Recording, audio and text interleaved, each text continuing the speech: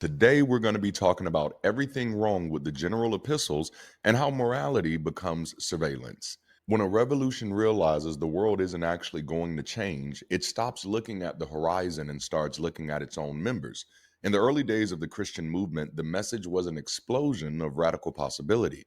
But by the time we reach James, Peter, John, Jude, and Hebrews, the dust has settled, the adrenaline is worn off, and the end of days has missed its deadline. History remembers the general epistles as a unified front of apostolic wisdom. The reality is much messier. They are a collection of high tension, damage control documents written to communities that were starting to fracture, doubt, and most dangerously, ask questions. Instead of answering those questions with clarity, these letters answer with containment.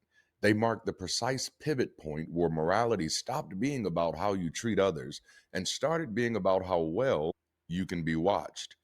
In these pages, curiosity is reframed as instability, difference is diagnosed as contamination, and the brotherly love of the Gospels is retrofitted into a conditional contract. You are loved only as long as you are the same.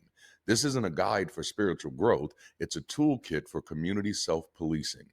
We are going to look at how these 9 books taught the West how to value purity over people and fear over truth.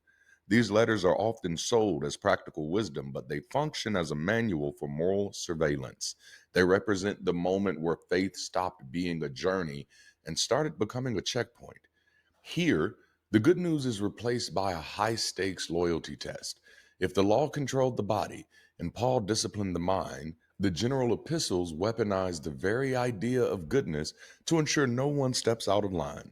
This is the birth of the spiritual panopticon, a world where doubt is a disease, suffering is a trophy, and love is only ever a reward for total intellectual submission.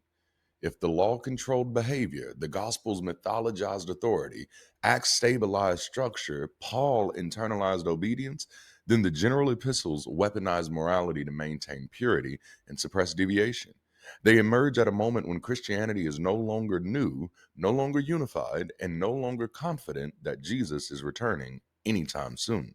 The communities are disagreeing, the teachers are diverging, and the people are leaving. So these letters do something vital. They redefine goodness as loyalty and difference as danger. They're not about growth, they're about containment. So let's start our journey with the Epistle of James.